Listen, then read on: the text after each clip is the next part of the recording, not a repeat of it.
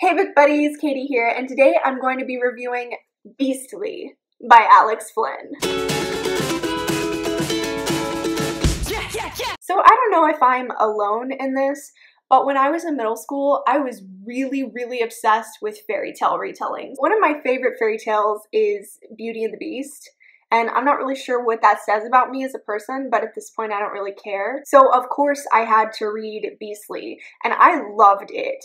I read this book so many times in middle school, I don't even remember how many times I read it. Honestly, it was probably my favorite book, you know, aside from Harry Potter. After a while, my obsession with it just sort of petered out, and I kind of forgot almost everything that happened in it. I remember weird little sentences, word for word, and like small details, but the overall plot, I just kind of forgot. So the other day, one of my favorite non-booktuber YouTubers, Jenny Nicholson, made a video on the movie, and I thought it was hilarious, and the whole time I was watching it, I was like, I should totally reread that book. I have it. Like, it's almost Halloween.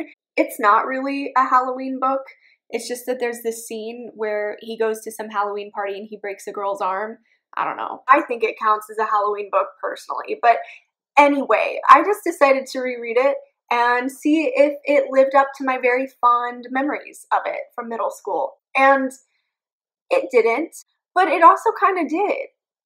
I don't really know how to rate this book or how I feel about it, because one side of my brain says, Katie, rate this book 1 star. It's terrible. And then the other side of my brain is like, no, this is a 5-star book. So I'm just going to go through the plot of this book, I guess, and talk about my sticky notes that I have in here. So I'm going to spoil the whole thing.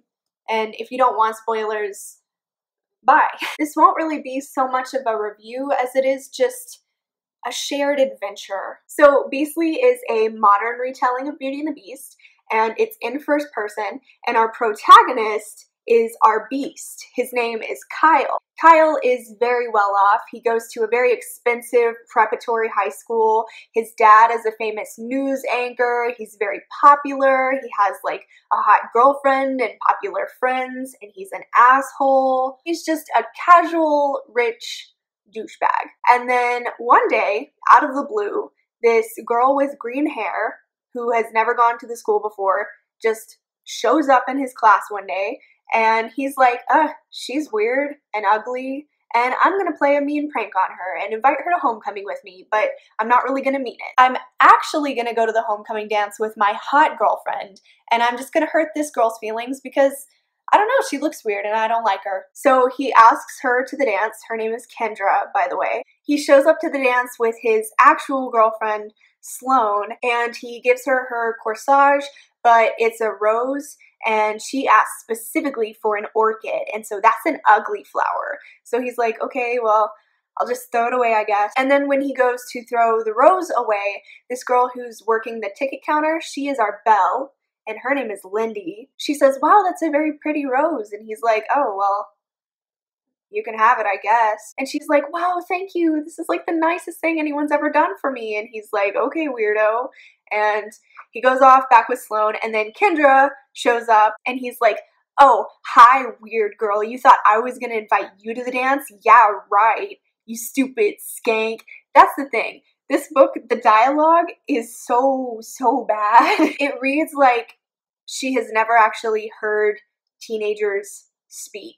It's like one of those, it's like Degrassi sort of dialogue. It's really bad. I'll read you a sample. Some goth chick is telling everyone she's your date for the dance, she shrieked. Does it sound likely that I'd ask some misfit to the dance? Then why is she telling everyone you did? I can't control what every unbalanced freak says about me. So you didn't ask her? Are you tripping? Why would I ask some skank when I'm already going with the hottest girl in school? There's a lot of slut shaming in this book, and a lot of girl hate, and a lot of toxic everything. It's really bad, and I read it so many times when I was 13. Wow. So he says all of this to Kendra in front of the whole school, and she's like, okay, we'll see about that. And he's like, what? And she's like, nothing. And she disappears. And then after the dance, Kyle goes home and Kendra is in his room, just sitting on his bed. And he's like, what are you doing here? And she's like, I'm a witch and I'm gonna curse you. And then she does. And unlike the movie, which I have never seen, he doesn't get like all of these cool looking tattoos. He actually turns into like a wolf person. He looks like a bear. He's covered in fur and he has fangs and claws and all of that good stuff that I really like. And she tells him that the only way for him to break the curse is if he falls in love with someone and they fall in love with him and they kiss. And this has to happen in 2 years, otherwise he'll be a beast forever. Then Kendra just disappears and he's a beast now and he's like, what am I gonna do? His dad comes home and his dad is like, what happened to you? This is my second critique with this book. People react to magic very strangely in this book. Most of the reactions to magic in this book are completely casual. People are like, oh yeah, okay, that makes sense. People aren't surprised at all and they hardly react. And then sometimes out of the blue, people will scream and be like, it's a monster, and it doesn't make sense, and it's kind of a toss-up when you meet a new character how they're going to react to him, because they might just be like, oh, all right, magic, that makes sense, or they might throw things at him and try to push him onto some train tracks because he's a beast. His dad reacts pretty chilly. He's like, you're ugly. We should take you to the doctor. So they go to visit all of these doctors who are also very chill, and they're just basically like, hey, we can't help you. We don't know what's wrong with you. Plastic surgery isn't going to work because reasons. And it looks like it's just, it's like magic. Sorry, get some counseling and live with it. And Kyle's like, I can't just live with it, I have fangs. And they're like, so Kyle's dad buys Kyle this like 5-story house, and he sends him there to live alone with his maid. Her name is Magda, and she's kind of a borderline offensive caricature of a maid. She's Latina and she can't speak English very well, and Kyle is always super racist to her, and her family can't get green cards to come visit her, and that's all fine, but something about the way she was written just didn't sit well with me. And I'll talk more about Magda's character later. And the other person who lives with Kyle is Will, who is this blind tutor who's going to teach him. And they really only talk about Shakespeare's sonnets, and that's all that he ever learns, but oh well. So he's sitting in this house for a really long time, and he gets really sad and angsty and edgelord. And let me just read to you this gem. He says, I've changed my name. There was no Kyle anymore. There was nothing left of Kyle. Kyle Kingsbury was dead. I didn't want his name anymore. I looked up the meaning of Kyle online, and that clinched it. Kyle means handsome. I wasn't. I found a name that means ugly. Feo. Who would name their kid that? But finally I settled on Adrian, which means dark one. That was me. The dark one. Everyone called me Adrian now. I was darkness. Adrian is like my favorite name. You know when you're in middle school and you're writing fan fiction or whatever and you want to have some sort of vampire, like dark protagonist boyfriend guy, you always name him Adrian. That's like the name. That and Damon or Damien. So when I was 13, I was like, yes, give me Wolf Boy Adrian. Yes, I love this angst. And then he talks about how he just sits up on the top floor of his house and reads The Phantom of the Opera and The Hunchback of Notre Dame and like Frankenstein. He just sits there and is sad, and I love it. One day on Halloween, he decides to go out because he needs human contact, and it looks like he's in costume. So he breaks into some school's Halloween dance and just crashes it. And he dances with some girl, and she's really nice, and they're talking. They really hit it off, and he's like, wow, maybe she's the one who's going to break the curse. And then she's like, hey, so what do you look like under your mask? And he's like, don't pull my mask off. And she's like, well, no, I just mean, I want to know if we can hang out after school sometime. And she goes to pull his mask off, and he breaks her arm. He just twists her arm and it snaps and she screams, and then he just runs out of the building. The other thing that he does, which I find hilarious, is he finds this like forum group chat room thing full of fairy tale creatures who have been turned into something. And it's run by this guy named Chris Anderson. I wonder who that could be. And the bear from the Snow White and Rose Red stories there. The frog from The Princess and the Frog is there. The Little Mermaid is there. And they're all just in this group chat room talking about the struggles of being fairy tale creatures, I guess. And I thought that that was really, really cool when I was 13. But now I'm like, how? Just logistically, how? Two of them live in the forest. One of them is a frog. One of them is a mermaid who lives in the ocean in Denmark. Where did she get a computer? How is she typing?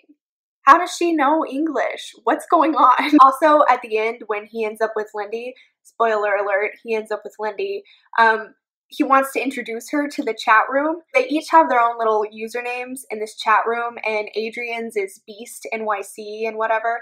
But when he introduces Lindy to the group, instead of just saying, hey, Lindy says hi, this is what she says, they make her her own account with her own username, and she messages the chat room herself.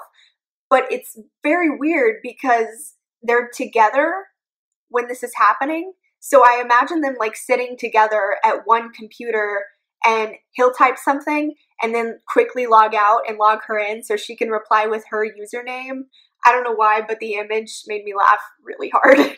Anyway, back to where we were in the story. So he's alone, sulking, being angsty, talking in a group chat room, and he finds a magic mirror, which Kendra left behind, and he talks to her through it, and she's like, hey, I feel really bad for cursing you. I think I kind of did that on impulse, and I just feel really guilty about it, and I want to help you out now. And he's like, okay, well, why don't you just switch me back? And she's like, I can't do that.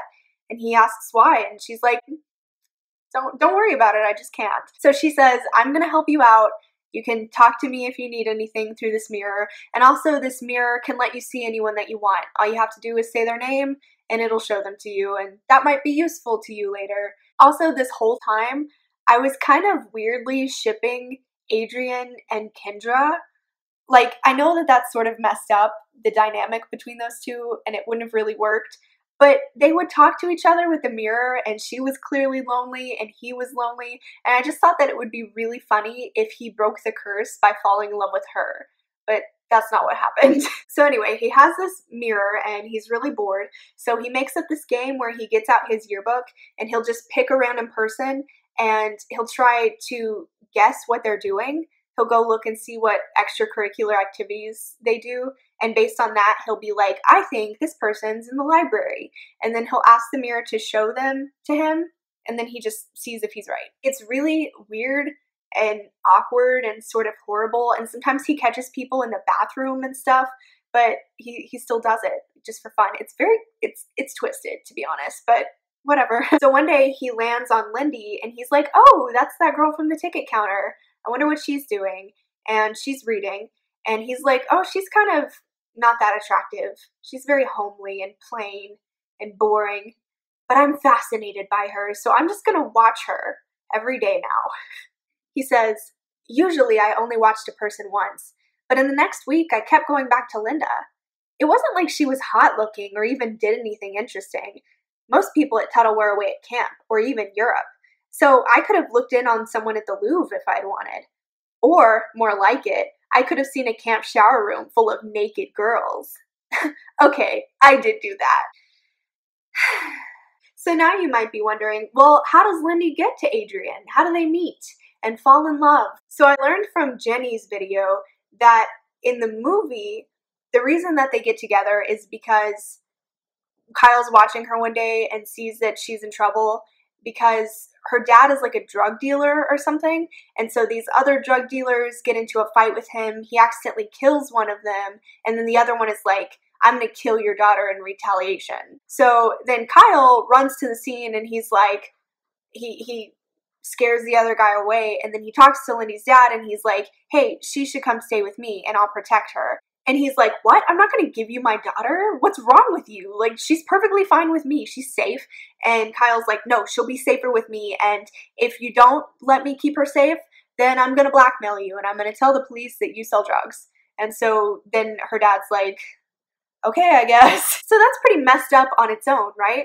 But somehow in the book, it's worse. So while Kyle is alone and sulking, he discovers that he really loves roses, and he builds this beautiful greenhouse full of roses, and that's his new hobby. It's the only thing that keeps him happy. He goes and he tends to his flowers, and that's just what he does with his life now. So one night, he's asleep and he hears this crash outside, and he goes to investigate, and it's Lindy's dad. He is looking for something to steal so that he can sell it and have drug money. So instead of breaking into this huge house, he decides to break into a greenhouse and steal something from the greenhouse to sell, because that makes sense. So Kyle busts outside. He's super scary. He's like, "Who dares disturb my roses?" And the guy is like, "Oh my god, what are you?" And Kyle's like, "I'm gonna kill you." And Lindy's dad is like, "Oh no, please don't kill me." And so Kyle says, "All right, well, I'm gonna report you to the police." And Lindy's dad goes, wait, how about I just give you my daughter?" And Adrian is like, "You're gonna give me your daughter? What the heck? What's wrong with you? That's messed up." And then Lindy's dad is like, no, she's really pretty. Her name's Lindy. She goes to this high school. She's 16. She loves to read. She's ginger. And then Adrian's like, "Oh my god, that sounds just like the girl I've been stalking. I have a crush on her. This is great." So then Adrian's like, "Okay, yeah, sure. You can give me your daughter. That's fine. All right, so just bring her to me in a week and you and I will be cool." So the dad goes away to tell Lindy that he sold her to some wolf man so that he wouldn't have to go to jail. Adrian spends the week making his house all pretty. There's this extra floor that's conveniently empty in his house, so he decorates it for her. He gets some nice wallpaper. He buys her a new bed. He builds her this library and buys a bunch of books to put in it. He buys her all these clothes. He paints Lindy's room on the door because that's not weird. And then when she gets there, he hides up in his room and he watches Will let her in through the mirror because he doesn't want to freak her out. Will, by the way, the tutor guy, is completely fine with the kidnapping of Lindy. At first he's like, "Hey, Adrian, you can't just take some girl. That's illegal." And Adrian's like, "What might break the curse?" And Will is like, "I don't care. I'm not gonna sit around and let you do that. That's messed up, man. Like, what are you thinking?" And Kyle's like, "Well, I was talking to the witch and she said that if the curse broke, you would have your sight back." And so Will is like, "Okay then, I guess I'm fine with it." So Will lets Lindy in. She's crying. She's freaking out, understandably. She's like, "What the heck? What do you people want with me? Like, am I going to be human trafficked? What's going on here?" And Will is like, "No, Master Adrian's just really ugly and he's lonely. And he wanted a friend." And Lindy is like, "This is horrible. My life has sucked. My dad is abusive. We live in poverty. The only way that I was gonna get out of this is that I scrounged up all of my money. I applied for a scholarship on my own. I got into this really expensive preparatory high school. I was gonna go to college. I was gonna get a career. I was gonna get out of this. And now I can't even go to school because I'm living here because some ugly guy is lonely." And Adrian is watching this in his mirror and he's like, "Oh, she seems sad. Interesting." So Lindy goes up to her floor and just refuses to come out for weeks. And Adrian keeps going up and knocking on her door and leaving her little notes. And she's like, "No, I'm not coming out. I don't want to see you. I don't want to meet you." So he's like, "Okay." So then one night, Adrian is sitting in the living room watching ESPN or something because he couldn't sleep. And Lindy decides that now is the perfect time to come down. Not when the tutor and the maid were awake and could have helped her if Adrian had wanted to hurt her. No, she's just gonna go downstairs in the middle of the night. Kyle is like, "Oh hey, you decided to come down." And she's like, "Oh wow, you really are a monster. I thought my dad was just tripping." And he's like, "Yeah, no, I'm a wolf, dude. I'm a bear." And Lindy is like, "Oh, wow. Huh. You're not as old as I thought you were either." And he's like, "Yeah, no, I'm 16. And she's like, "I'm 16. Well, this is cool. Okay. Like, you must be so lonely. Let's be friends." Which, honestly, I can say that that's a horrible reaction, but I don't think I would react any differently. If there was, like, some werewolf man and he was close to my age and he had a cute voice and he was lonely, I would totally 100% buy into that. I know it's messed up. I know it's wrong. But you can't change my mind. I want a wolf boyfriend. That would be cool. So from then on, Lindy and Adrian are cool. and they just kind of hang out, and nothing really happens until the end of the story. But I will say that in the span of time where they're just hanging out alone in the house, Alex Flynn puts in almost every single one of my favorite tropes. There's a scene where there's a thunderstorm and Lindy is afraid and Adrian comforts her. There's a scene where they're watching Princess Bride and Lindy falls asleep on the couch, so Kyle picks her up and takes her to her room for her. There's a scene where they go up to Adrian's dad's winter lodge with a bunch of snow and they sled together and they skate on a pond. There's a scene where they go up to the attic in the house and there's all these boxes full of old clothes, and Lindy finds this green like 1920s dress and tries it on, and he's like, "You look beautiful, Lindy." It's like she wrote all of these separate scenes that would be really great in a fan fiction, but like in a book with no plot, it's like, what are you doing? So then finally, towards the end, something happens because Lindy decides that she really misses her dad, and she was the only one of her sisters who had stayed to take care of him, and the rest of her family had moved away, and he was addicted to drugs, and he didn't really do well on his own, so she was worried about him. So Adrian's like, well, I mean, I have a magic mirror, so you can just look and see if he's all right. She doesn't react at all to the magic mirror. She's like, okay, that's perfectly normal. And she looks in the mirror and her dad is in bad shape and he's homeless, and she's like, okay, I need to go help my dad. And so Adrian in his mind is like, I better let her go because I love her. So he says that she can go, and she's like, what? But you're keeping me like prisoner here. I think that's even how she words it. And it's funny because they get along really well, but like she just has Stockholm syndrome. But he says, no, I wouldn't have kept you here. All you had to do this whole time was just ask to leave and I would have let you. So he pulls some weird psychological V for Vendetta type of abusive shit on her, and she's just like, okay, well, can I leave? And he's like, yes, but do it fast, hurry, before I decide not to let you go. So then the rest of the book, he's sitting around sulking. He's like, nobody's ever gonna break my curse. I'm gonna be a beast forever. And then one day he goes to look at her in the mirror just to see how she's doing. And he hears this scream coming from the mirror, and he's like, oh, I wonder if that's Lindy. Even though he just told the mirror to show him Lindy. So of course it's Lindy. But he acts like he doesn't know that it's her. And so he runs to where he thinks the sound is coming from, I guess, and she's been kidnapped by some random guy, which in the movie makes sense because it's that guy who said he was going to kill her. But in the book, he's just some random person who shows up out of nowhere, and I don't know why he's here. He kidnaps her, and he's like, give me the money, and you don't know what he's talking about. And so Adrian bursts in and saves her. He gets shot.